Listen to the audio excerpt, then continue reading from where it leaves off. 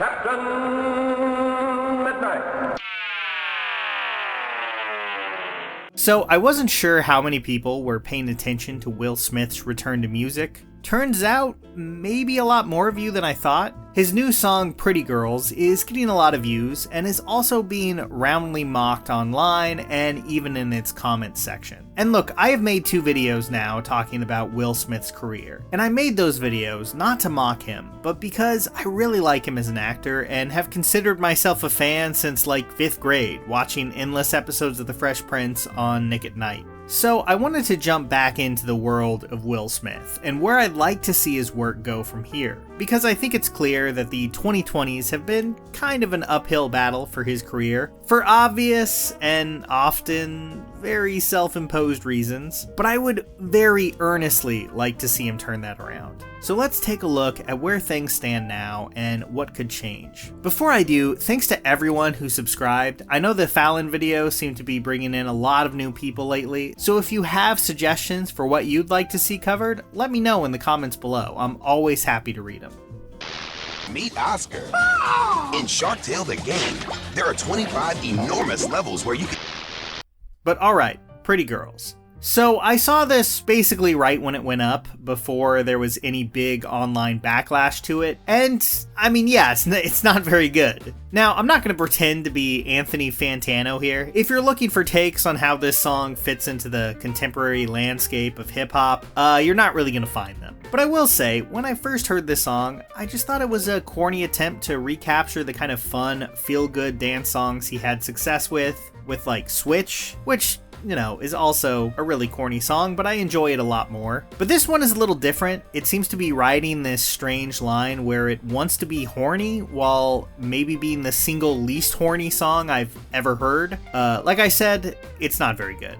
I'm not going to spend this whole video on Pretty Girls because I don't find it that interesting, but it does seem like an attempt to hold on to something and recapture the kind of fun, low-stakes hits he's had in the past, like Miami. His magnum opus there is definitely Summertime, and if I had one big criticism of Pretty Girls that goes beyond the surface level of this just being kind of an embarrassing music video to make it 56 years old, it's that it lacks any of Summertime's sense of specificity. That song effectively paints a vivid picture and a real sense of place, which really helps out those great vibes in a way that something more generic like this just can't manage. But really, Pretty Girls is maybe the least interesting of his recent music videos. He has this really odd video for Interior Barbershop, which he plays a bunch of different characters all weighing in on the state of his own career, none of whom will bash him to his face. And this is a much more interesting document. Same with his song with Big Sean,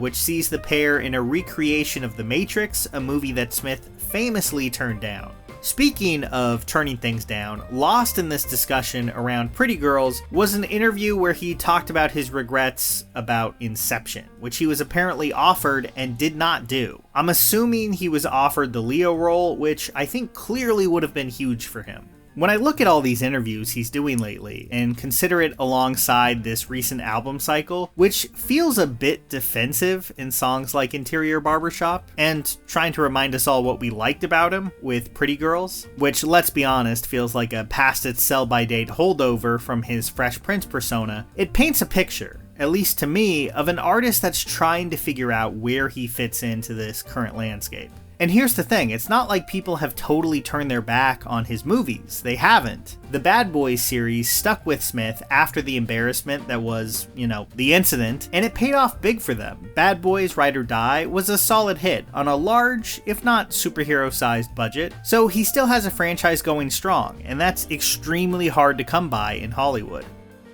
Something that comes up in every Will Smith video I make is how safe he seems to play it with the roles he chooses, and how frustrating that can be. Now, The Matrix and Django Unchained were the big examples back then, but honestly, I think both of those are understandable to pass on, at least on some level. Like, Matrix was from 2 new directors that only had 1 movie under their belt, doing something super ambitious on a scale they'd never done before. Django Unchained is just a very hard-edged and abrasive movie for Smith, and honestly I totally respect if he just wasn't comfortable with that kind of material. But Inception?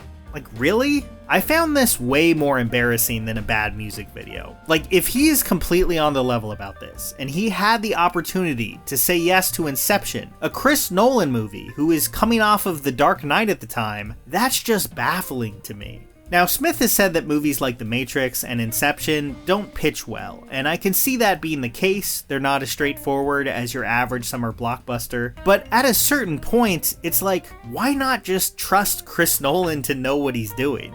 And I get that that's a bit of a risk, but I don't see how it's a bigger one than agreeing to do 7 pounds. I don't want to make it sound like Will Smith has avoided working with great directors his whole career. That's not the case. He's not in my favorite Michael Mann or Ang Lee movies, but he has worked with them. But I think it is true, and confirmed by his memoir Will, that he has very set elements he wants in place before he signs on to a project. Now, I've gone over this in the past, so I won't linger on it too much here. I will say though, I think it's something that has to change. Like, sure, if there's a good script for Bad Boys 5 on the table, do that, but at the same time, I think he just has to lean into taking some stranger roles too. Take a look at Dwayne Johnson. I know people love to bash The Rock and say he plays the same character in every movie, and they're often right about that. To be clear, I like Will Smith as an actor a lot more. But when 2 big movies that Johnson had really been banking on underperformed, Black Adam and Red One, it became clear that something needed to change. And to The Rock's credit, I think, his next movie is The Smashing Machine, a pretty interesting looking biopic of a troubled MMA fighter from one of the directors of Uncut Gems and Good Time.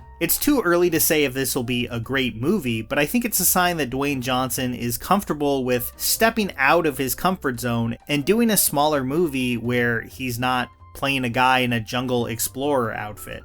I think Smith really needs that as well. Don't get me wrong, it's not like he only does action movies, but the dramas he tends to pick, like Concussion and even King Richard, tend to be very stylistically safe, down the middle, yeah, I'll say it, Oscar bait. I'd like to see him pop up in a movie I just never expect Will Smith to agree to be in, but maybe he has such a specific vision for his movie career that that's just not possible.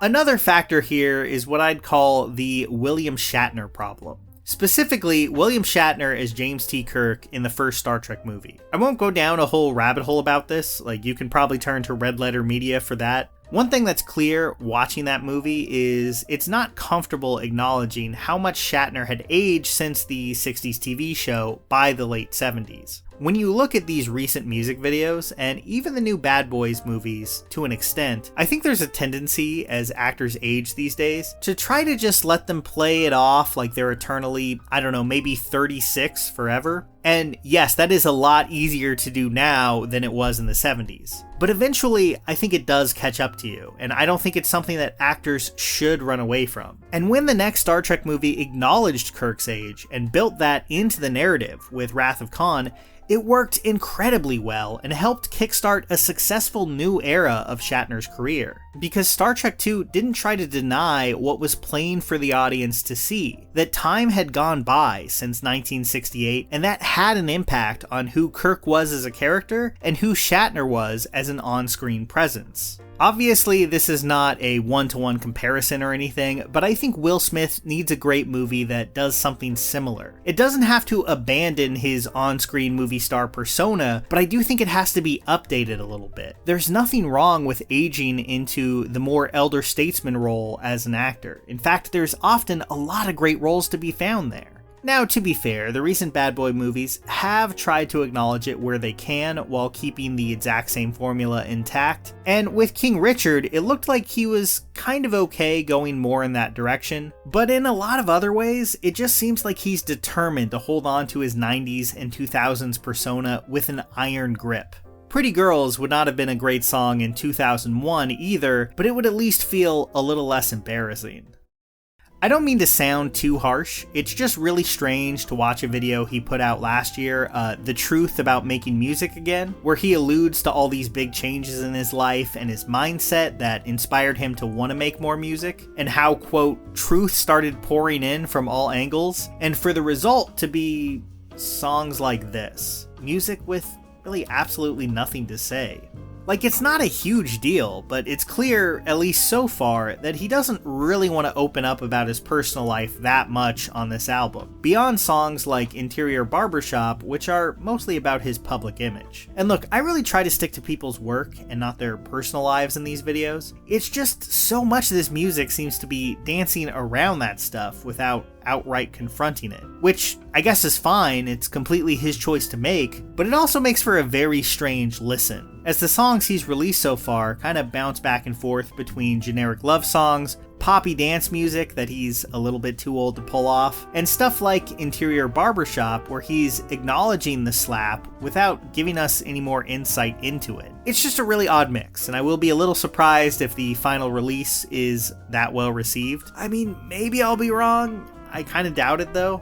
In the end, I'm a lot more interested in Will Smith the actor than Will Smith the musician, and I hope he's able to lock down some roles, even if they're in smaller movies, where he can express a lot of these feelings through acting, where I do think his range is underrated.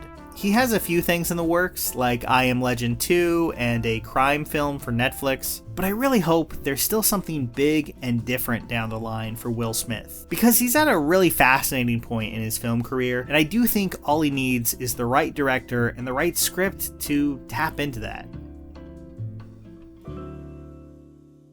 Here's a special tip for the fellas and girls who have not already joined Captain Midnight's new 1940 Flight Patrol. You'd better hurry up and join at once, because there's a big adventure ahead. The thing to do now is to get started, because we're going to have not only barrels of fun, but loads of free gifts and prizes too.